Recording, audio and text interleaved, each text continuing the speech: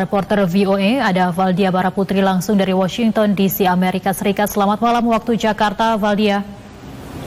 Selamat pagi waktu Washington DC, Dewinta dan Fajri. Ya, Valdia, bisa diceritakan apa yang menjadi alasan sehingga Trump tetap melakukan atau melaksanakan kampanye padahal ada pandemi COVID-19, Valdia?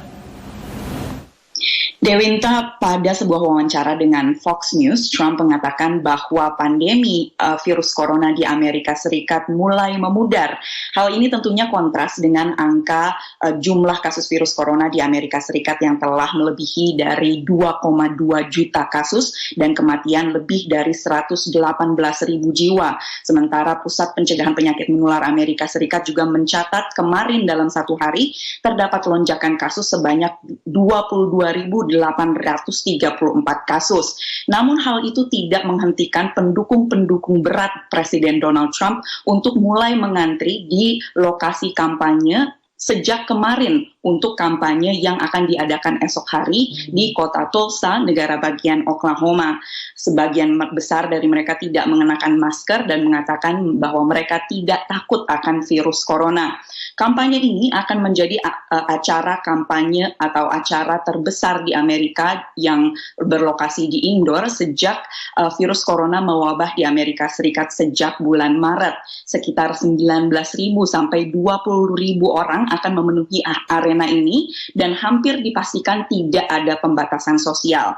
Pihak penyelenggara mengatakan bahwa terdapat 400 tempat atau station untuk menyanitasi tangan dan orang-orang yang hadir akan dibagikan masker meski mereka tidak diwajibkan untuk mengenakan masker yang telah dibagikan itu. Namun mereka diwajibkan untuk menandatangani pernyataan bahwa jika mereka terinfeksi virus corona, mereka tidak akan menuntut atau meminta pertanggungjawaban dari pihak penyelenggara.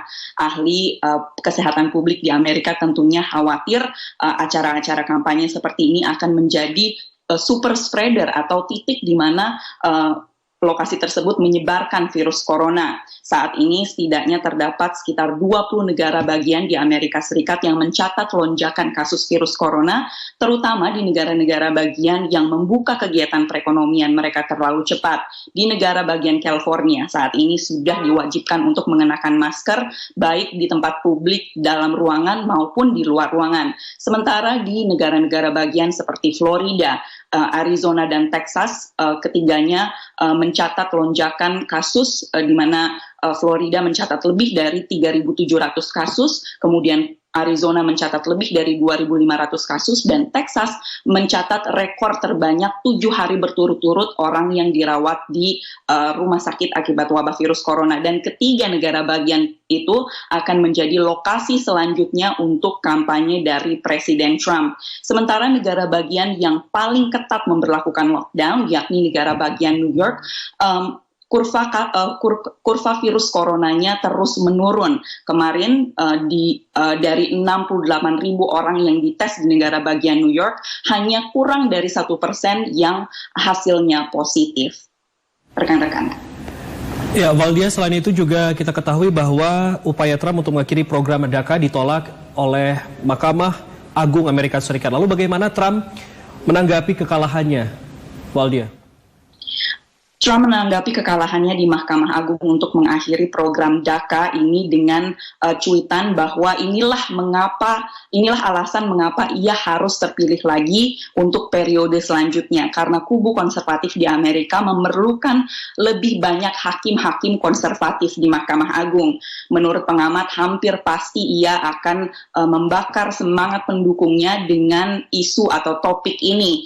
Trump kalah 5 berbanding 4 suara di Mahkamah Agung dalam upayanya mengakhiri DACA. Namun perlu diketahui bahwa keputusan 5 berbanding 4 di Mahkamah Agung ini diakibatkan masalah prosedural. Pengadilan menyatakan bahwa administrasi Trump tidak mengikuti persyaratan umum untuk transparansi dan akuntabilitas dalam pembuatan kebijakan federal. Jadi ini adalah keputusan yang diakibatkan oleh masalah prosedural dan masalah teknis. Dalam cuitannya, Trump juga mengatakan bahwa ia akan memulai lagi upayanya untuk menghapus program DACA di Mahkamah Agung. Program DACA sendiri ini adalah singkatan dari Deferred Action for Childhood Arrival yang dibuat pada program ini dibuat pada administrasi Presiden Obama. Program DACA ini menjamin keberlangsungan hidup imigran yang datang ke Amerika di masa lalu atau sebelum 2007 bersama orang tua mereka tanpa dokumen saat mereka masih anak-anak. Program ini menjamin bahwa anak-anak tanpa dokumen tersebut yang beranjak dewasa ini bisa mendapatkan akses pada pendidikan dan juga pekerjaan, dan mereka juga dijamin atau terlindung dari deportasi karena bagi mereka yang datang ke Amerika saat mereka masih anak-anak, negara ini adalah rumah bagi mereka. DACA bukan jalur untuk mendapatkan citizenship atau kewarganegaraan dan harus diperbaharui setiap 2 tahun.